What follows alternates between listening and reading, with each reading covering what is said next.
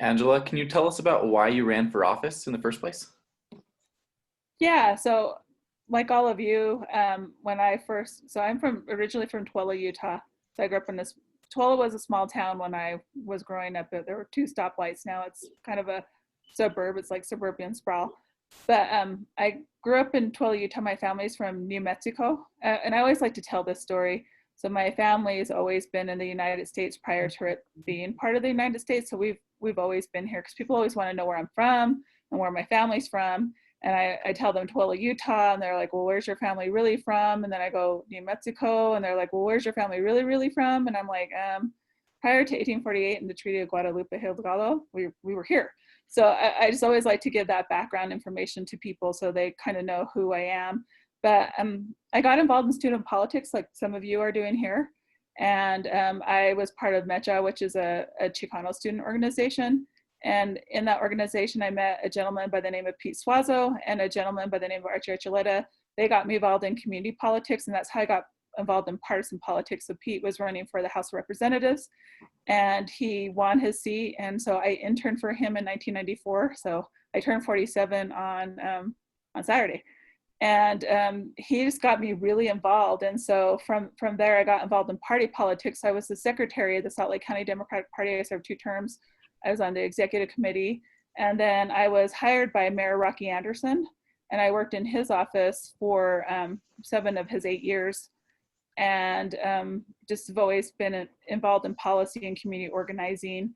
And when David Lebec, who was my rep at the time, decided not to seek re-election, he had always kind of groomed me to take his place, and I had an intra-party race, and I won.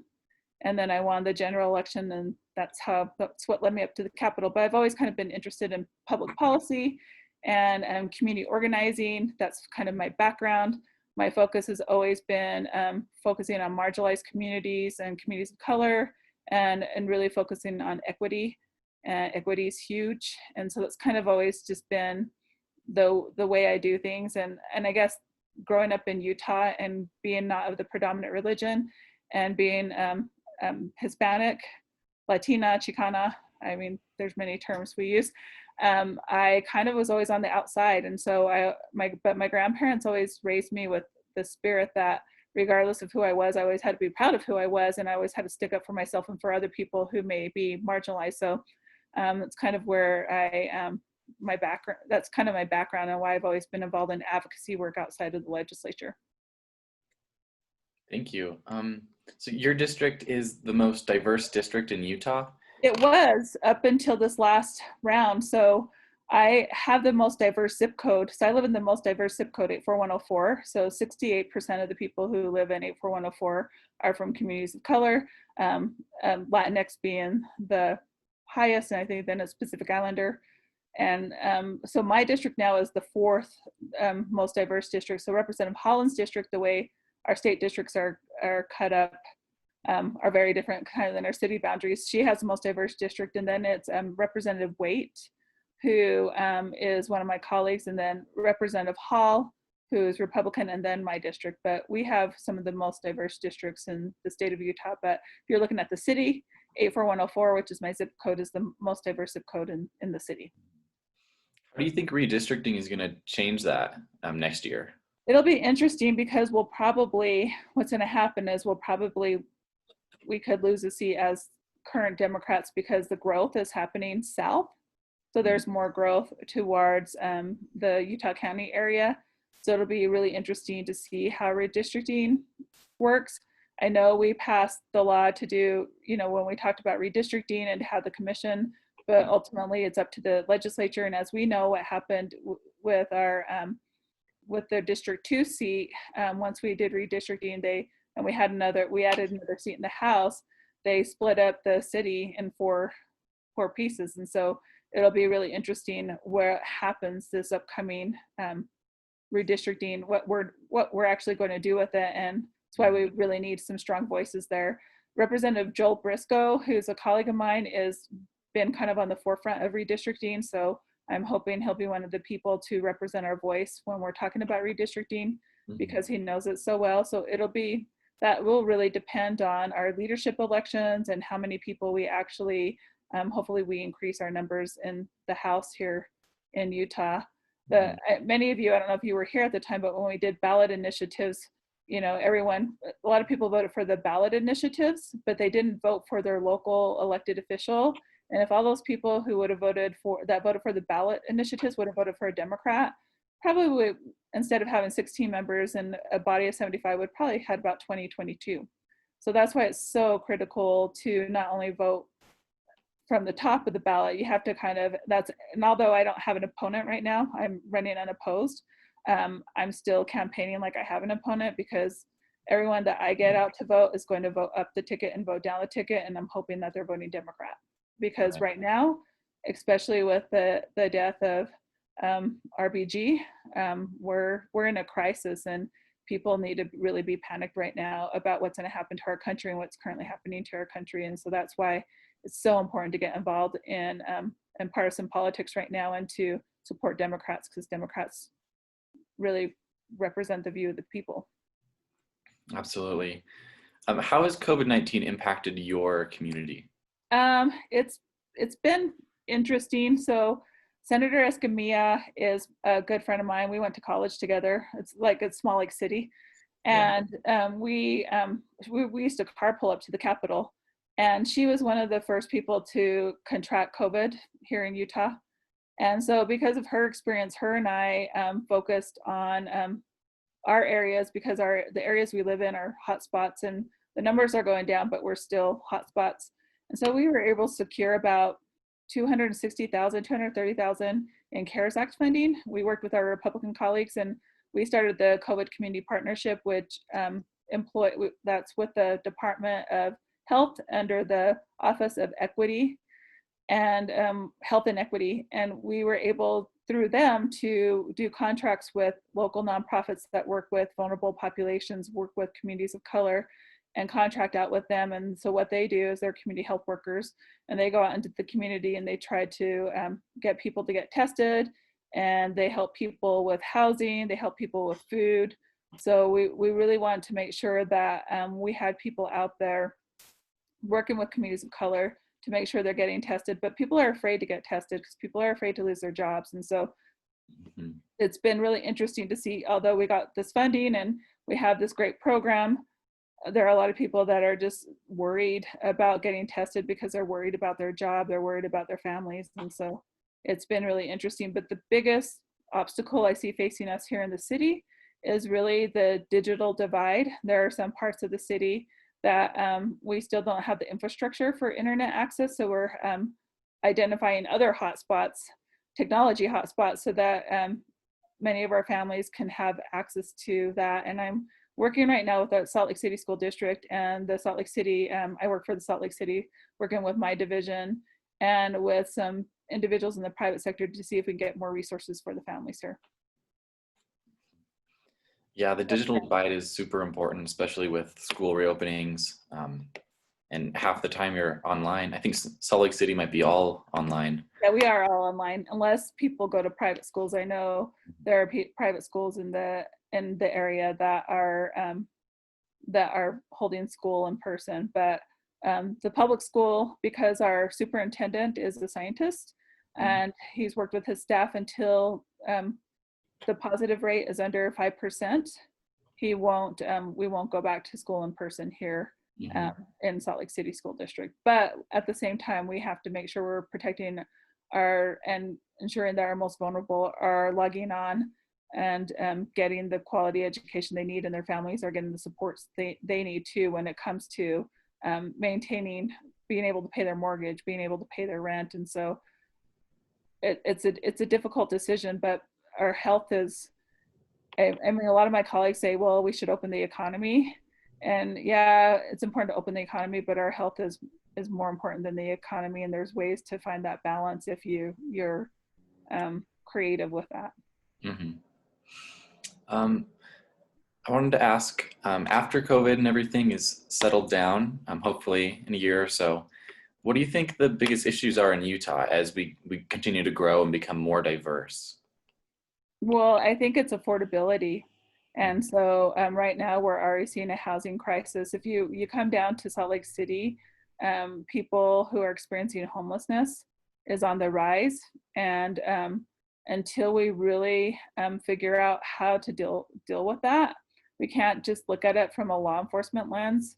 We have to look at it from multiple lenses. And so until we really address inequalities that exist, like again, COVID-19, all it did was it exposed these inequalities that currently exist in our community. When you look at healthcare and access to healthcare, when you look at status of families, when you look at a living wage, like even if Salt Lake City wanted to do a living wage by law, they couldn't, because the state legislature, when Mayor Anderson was trying to raise the pay of all city employees to a living wage, they said, well, we're not gonna let you do that, Rocky, so we're gonna create a law so you can't do that. So there, until we really come out of the red here, because we're a red state, we're going to see some challenges when it comes to the social safety net and taking care of all our community members. But the one thing I see that could happen this session is on police reform. When we saw the initial riot, well, I wouldn't say riot, that's the wrong way to say it, protest. I called Representative Hollins and I'm like, we need to do something about this. And so we formed a meeting with all the members of the legislature that are from communities of color, because all of us are Democrat, there's 6 of us. And we decided we wanted to issue a statement, and we decided to form the Quad Caucus. And so we've been kind of leading on police reform and working with law enforcement, working with people who are protesting. And that's our job. Our job is to find and identify ways to change systems and to change culture. And we do that through policy.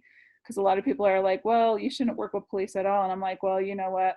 They're there. And not all, and I've worked with law enforcement because of the work I do in sexual assault, domestic violence, and human trafficking. And there are a lot of good people there.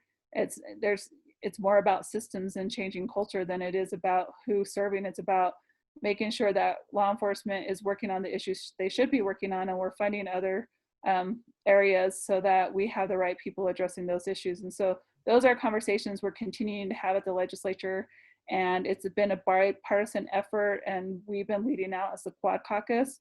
And our Republican colleagues, we've been having conversations, have kind of let us lead out. Like again, when I say they let us lead out, they're letting us lead out because we're in a super majority.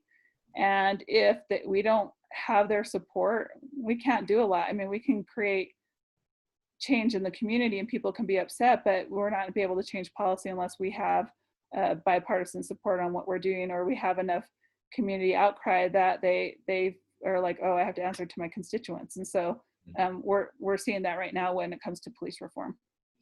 How much of that issue can be solved by the legislature versus Salt Lake City or Salt Lake County? Well, Salt Lake City and Salt Lake County hands are tied in the sense that they can't really do much unless we change the law.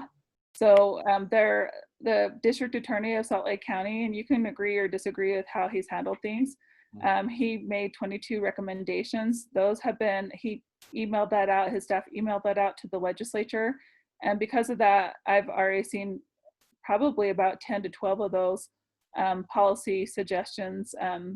Bills have been filed when it comes to use of force, when it comes to de-escalation training, when it comes to accountability of law enforcement officers, like when they're moving from one department to another. And so I'm the point person for the House when it comes to the Democrats. I'm working with Representative Schultz from the Republican side. Senator Escamilla is the point person for the Democrats in the Senate. And Senator Vickers is the point person for the senators on the Republican side. So we've been meeting and working, and we decided when we had a special session, we had to do something on police reform, especially after the murder of Mr. Floyd and what had happened here in Salt Lake City.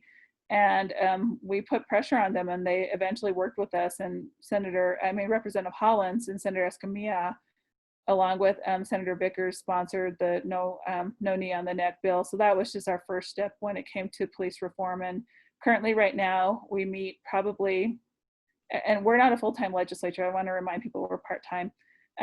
Right now we meet almost like every 2 weeks or every 3 weeks with Black Lives Matters, the NAACP, Department of Public Safety, different law enforcement groups, prosecutors. We get together for about 2 to 2.5 hours talking about reform. And And I have to give DPS credit, the Department of Public Safety, which oversees the highway patrol and oversees the crime lab and everything. They're open to talking about systemic racism. And there are a lot of agencies, especially when you're looking at a Republican-controlled body, that don't even want to talk about these issues. And so we're really actually addressing systemic racism and talking about it and what policies we need to do to move forward. Because police reform is just one piece of the puzzle when we're talking about systemic racism. There are other issues that we have to tackle as well. And so again, we're not going to be able to do that if we have Donald Trump in office. Mm-hmm. And we're actually going backwards. So right. I think it's a time, it's a time where we all have to get involved and do something. I want to leave some time for some audience questions, if there are any. Morris, you had a question in the chat about what percentage of Utah Dems vote by mail? Do you know what percentage of mail ballots are invalid for technical errors? You know, that's a good question that I could probably get an answer to and send to you. But most people in Utah, as you know, vote by mail because we've been voting by mail for a long time. And former Representative Rebecca Chavez-Houck really pushed for same-day voting. So we also do same-day voting here in Utah. I don't know how that's going to look when it comes to COVID-19, but what we've learned with some of the federal races, especially like with Ben McAdams, it was important to identify which ballots weren't counted and for us to identify those people and get their ballots counted. So that will probably be something we'll do again, because he seems like he has a tough race, even though he shouldn't, because the gentleman running against him is really interesting and has an interesting history. And I don't know why anyone would vote for him, but you know, we'll see what happens. I know, she's like, Emily's like, yeah, he's interesting. But yeah, so most people do vote by mail, but again, we've had a lot of voter suppression in Utah. It's very subtle. And so how do we get people on the western end of my district and in other areas where we have communities of color to actually vote? Because again, that's why people ask me, why are you raising money? Why are you running like you have an opponent? And I'm like, because I need my people to come out, because our lives depend on it. We can't have another 4 years of Donald Trump and his administration and have them destroy everything that we've worked for a long time. So I'm really concerned about, as many of you might know, I wasn't a Biden supporter. Biden wasn't even probably on my top 5 list. I've always been a Bernie Sanders supporter, because I'm a you know, I lean more of a Democrat socialist. Mm-hmm. But I know when it comes to our party right now, we have to join together, because I'm afraid of what's going to happen to our country if the vice president doesn't win. But we also have to not look at this only at the top level. We also have to look at it at other races. This is our time. There are some seats that we lost here in 2018 by 168 votes. We have moderate Republicans sitting in seats that should belong to Democrats. There's one seat where he ran as a Democrat and then he flipped to a Republican, and he only won by 168 votes. So if there are people that can go and help Ashley Matthews for her to get some more people to vote, that does not only help her, it helps Biden, it helps Mayor Jenny Wilson, it helps Councilwoman Garbani. And so when we're looking at elections, it's important to be motivated by the top ticket, and of course to take Donald Trump down, but we also have to think about how it impacts local races. And so if any of you are here in Utah and are looking for from some work, there are definitely some candidates who I know we can pick up seats if we get the information out to them and if we get people phone banking for them. It's just a matter of pushing. I mean, picking up another 200 votes is nothing if we're working together. So it helps all of us. Are there any other audience questions? I think everyone's tired like me. Yeah, hi, this is Diana. Thanks so much for this. I'm curious what you say it so easily that our lives depend on it, and we get out and vote. And you're saying that as a leaning Socialist Democrat in Utah. So what would sway any of the swing voters who may be leaning actually more Republican, but are questioning which side to go for the time? What do you think, what arguments would sway them? You know, I know a lot of Republicans that don't feel comfortable with Donald Trump, and I'm hoping they don't vote for Mr. West. I hope they vote for Biden, and so I'm concerned about that. But although I'm about as progressive you get in the legislature, but I can tell you if you ask the Republicans who their favorite Democrat is, I'm in their top two, and it's because I know how to work with people. So although I have my own political beliefs, I'm known to work with more moderate people and get things done, but maybe that's because I grew up in a small town, so I actually know how to talk to people. Because I think the issue at hand sometimes that we have as Democrats, and I'm just going to say it, is we think people think like us, and we can't approach people like that. We have to understand where people are coming from to persuade them. And so that's why I've been so effective in what I do. And so when I'm knocking on the doors, yeah, our lives depend on it. And it's identifying what issues people are concerned about and talking about why Joe Biden, why I, or why somebody else would represent their viewpoint more so than Donald Trump. And my family now, because they're Catholic, as Morris and I were talking about, they vote Republican. And even my family has concerns about Donald Trump. And so I think there's a culture right now for people know that if we continue down this road, our country's going to, I don't know what's going to happen to our country. And so I think it's energized people, especially with the death of RBG. And I think with all that's going on with police reform, I'm hoping people actually have faith in our party. But if our party doesn't change it up, if our party doesn't bring other voices to the table, we're going to lose again. And so that's why I'm out here. That's why I'm here at a Joe Biden event, because I think it's important. I don't want to see us have another 4 years of Donald Trump. And I have faith in our party, but and there's a lot of work we have to do. But we need to make sure people that are on this call have that same faith in our party and encourage their friends to vote as well. Because our millennials, and my son's a Gen Z, you all can choose this election. You all can lead this election and help ensure that we don't have another 4 years of Donald Trump. That's just my personal opinion. But people have to feel like they're taken seriously, and they have to feel like their voice matters. And right now, at a national level, Democrats aren't doing a good job. So that's why I'm here, because I care. I care about our party, and I care about our future, and I care about the future of my son, and I care about the future of my grandchildren. And I think there's other people that feel the same way. And I've talked to a lot of Republicans here in Utah that do not like Donald Trump, and they don't want to vote for him. And there's some very moderate Republicans that I know that say they're going to vote for Biden because of who Donald Trump is and what he stands for. So my goal in my district is to get as many people to vote. And usually most people in my district vote Democrat. My district is unique compared to other districts because of the gerrymandering. I don't have enough Republicans in my district to for the Republican Party. So a while back, if most of you know Utah, we had a caucus system. So the only way to get on the ballot is you had to have the nomination of your caucus. So you had to either run as a Democrat or as a Republican or another political party, but the only way you could be on the ballot is if you were nominated by your political party. And that changed. I think it was, my years, I'll kind of blur. It was either 2015 or 2016, where if you got enough signatures, you could be on the ballot and you could pick your political party, and you didn't have to go through the nomination process through your political party. And that was very controversial, but it did pass.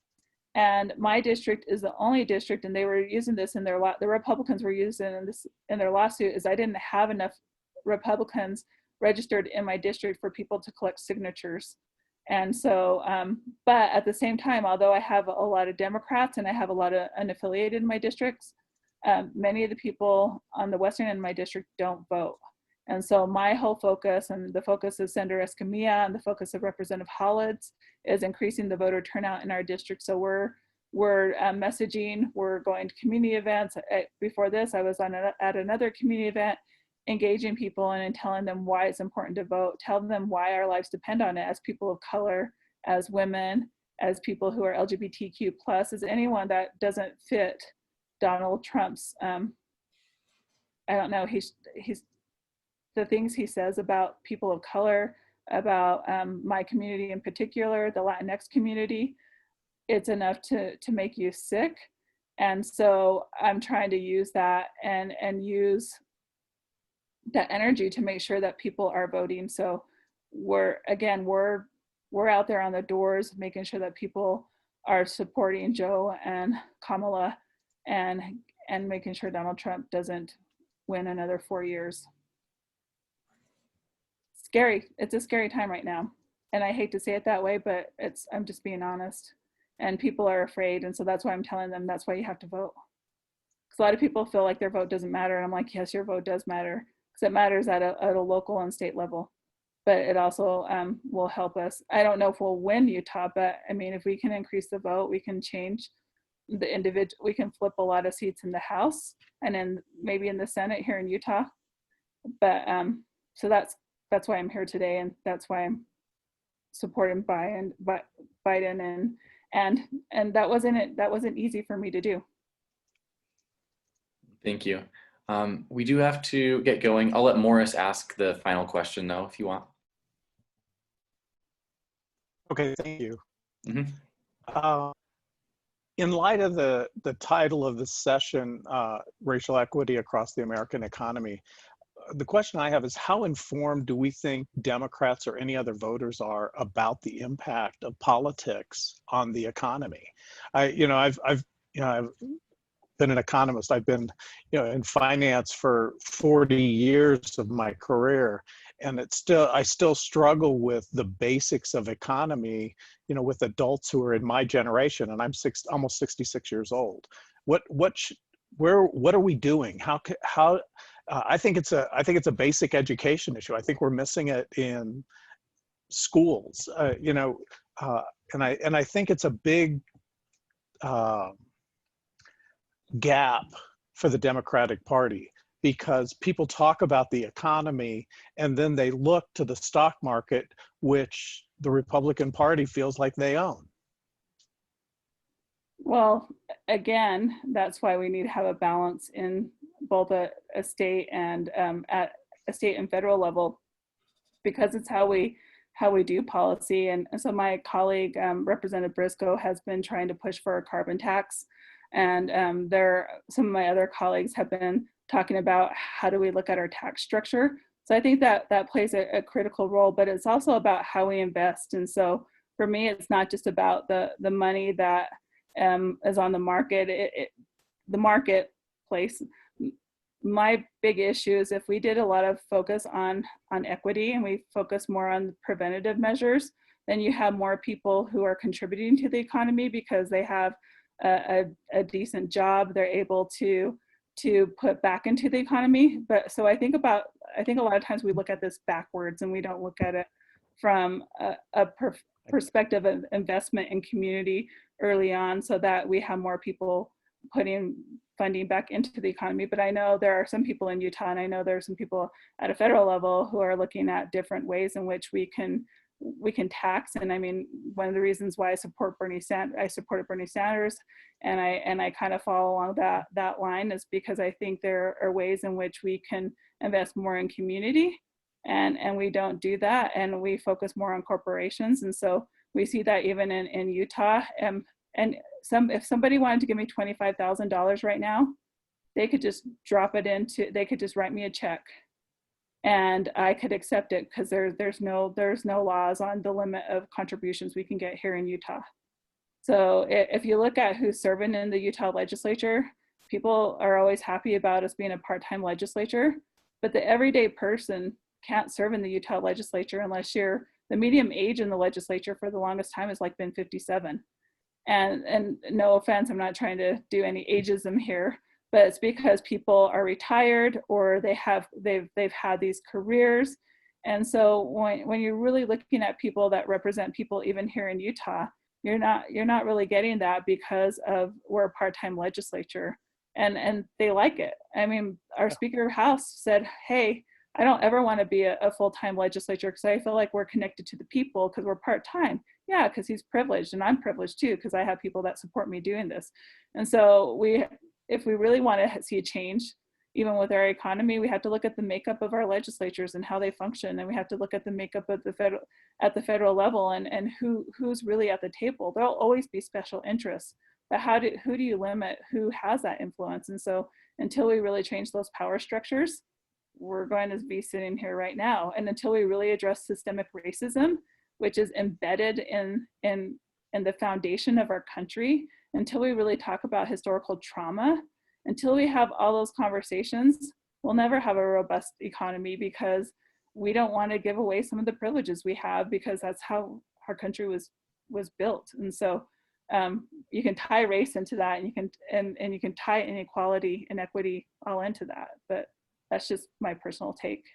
But again, I want to point out I'm a little bit more progressive than others when it comes to being a Utah Democrat. And not everyone's always my fan because of it. But you know what? You'll always get an honest answer from me. And I'll always be straight up with you on how I feel about things. I won't smile in your face and then do something else.